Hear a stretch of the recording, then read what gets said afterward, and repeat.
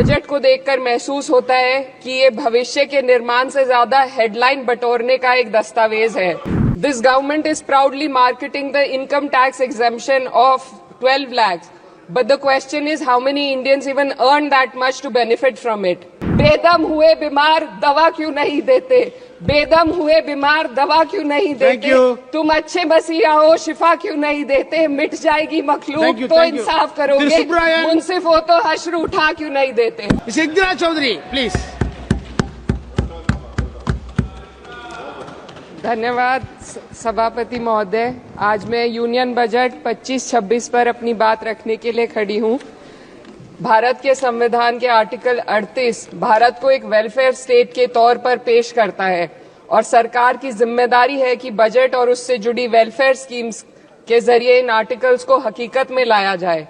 इसलिए union budget सिर्फ एक आंकड़ों की किताब नहीं, बल्कि सरकार की प्राथमिकता और वेलफेयर स्टेट के संविधान से जुड़ी वफादारी का आईना है। सरकार की जिम्मेदारी है कि इकोनॉमिक पॉलिसीज, जिनमें बजट भी शामिल है, ऐसी बनाए जाएं जो गैर बराबरी को कम कर सके और सबसे ज्यादा गरीब वर्ग को सहारा दे। बजट वो लाइफलाइन है जिससे शिक्षा, स्वास्थ्य, पेयजल, सोशल सिक्योरिटी, SC/ST, माइनॉरिटी, गरीबों की भलाई के लिए स्कीमें चलाई जाती है। मगर ये बजट को देखकर महसूस होता है कि ये भविष्य के निर्माण से ज्यादा हेडलाइन बटोरने का एक दस्तावेज है। इससे सबसे ज्यादा प्रभावित होने वाली वही लोग पीछे छूट रहे हैं जिन्हें सरकार के सहारे की सबसे ज्यादा जरूरत थी। वो किसान जो बढ़ती लागत से परेशान हैं, वो नौजवान जो बेरोजगारी का सामना कर रहे हैं, और वो औरतें जो निजामती रुकावटों से जूझ रही हैं, और वो गरीब जो महंगाई के बोझ के तले दबे हुए हैं। This government is proudly marketing the income tax exemption of 12 lakhs. But the question is how many Indians even earn that much to benefit from it? Only 2.2% of Indian population pays direct taxes, whereas no relief has been given in regards to indirect taxes, the burden of which falls on everyone, especially the poor and weaker section of the society. This clearly shows that this is not an inclusive budget. GST की ऊंची दरों ने आम आदमी की कमर तोड़ दी है। जरूरत इस बात की है कि खाद्य सामग्री, दवा, स्कूल की किताबें और जरूरत की चीजों पर टैक्स कम किया जाए। पेट्रोल, डीजल पर टैक्स कम करने की कोई कोशिश नहीं हुई, जिसका सीधा असर हर नागरिक पर पड़ता है। आर्टिकल 41 कहता है कि सरकार को ये कोशिश करनी चाहिए कि वो अपनी इकोनॉमिक हालात और रिसोर्सेज के हिसाब से लोगों को रोजगार दे। इस बजट ने बेरोजगारी दूर करने की दिशा में कोई ठोस उपाय नहीं दिया है। नई नौकरियों की बात तो छोड़िए, जो पहले से थी वो भी खत्म होती जा रही हैं। स्किल डेवलपमेंट प्रोग्राम के नाम पर करोड़ों खर्च किए जा रहे हैं, मगर सवाल ये है कि ट्रेनिंग लेने के बाद कितने नौजवानों को असल में नौकरी मिल रही है। सरकार के पास इसका भी कोई आंकड़ा नहीं है। सरकारी विभागों में लाखों पद खाली हैं, मगर भर्ती का कोई प्लान नहीं है।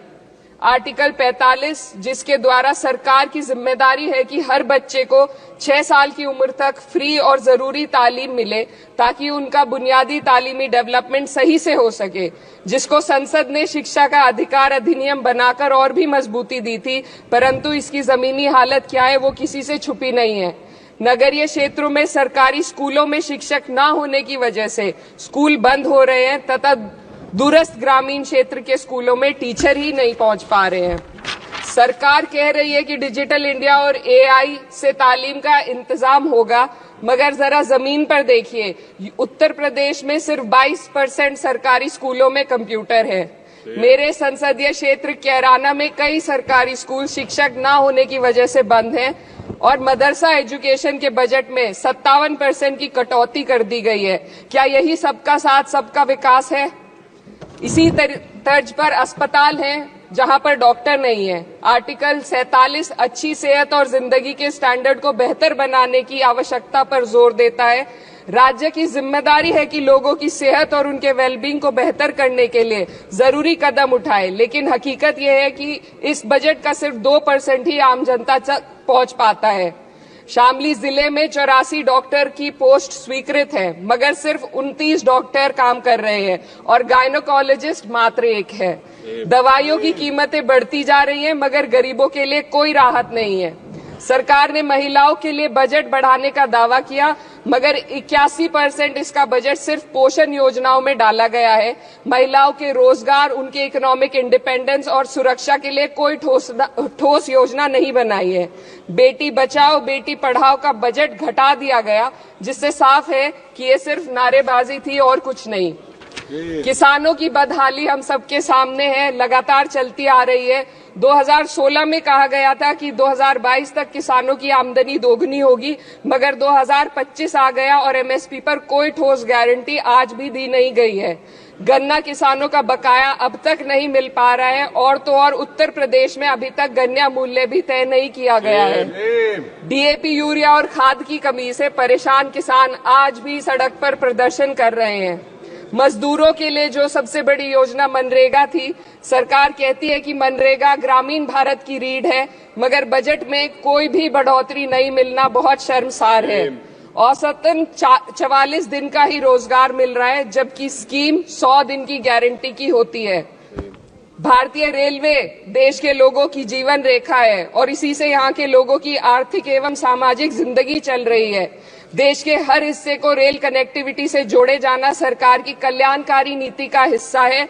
मेरे संसदीय क्षेत्र कैराना के रेलवे से जुड़ी 2 मांगे लंबे समय से लंबित हैं। दिल्ली शामली सहारनपुर रेल लाइन का दोहरीकरण और पानीपत शामली मेरठ लाइन का सर्वे अति शीघ्र ही कराए जाने की बहुत पुरानी मांग को बजट में शामिल किया जाना चाहिए। देश भर में बिजली की दरें बेहद असमान है। उत्तर प्रदेश में ये दरें बहुत ज्यादा हैं। देश भर में एक समान बिजली दरें लागू करने का प्रावधान किया जाए। रिवैम्प योजना में हर घर तक बिजली पहुंचाने के लिए एलटी लाइन बनाने का प्रावधान भी जोड़ा जाए। कृषि उपकरणों व खाद डीएपी को जीएसटी से मुक्त किया जाए। किसानों की एमएसपी की मांग को पूरा करने के साथ साथ उत्तर प्रदेश के किसानों को गन्ना मूल्य निर्धारण पिछले वर्ष से बढ़ाकर किया जाना बेहद जरूरी है। जनपद शामली व मुजफ्फरनगर को एनसीआर में तो शामिल किया गया है, परंतु वहां पर कोई विकास नहीं हुआ तथा उसको कोई भी लाभ नहीं मिला है। वहां के लोग सिर्फ प्रदूषण के बाध्यकारी नियमों से परेशान हैं, इसलिए दोनों जनपदों को एनसीआर की सीमा से बाहर किया जाना चाहिए।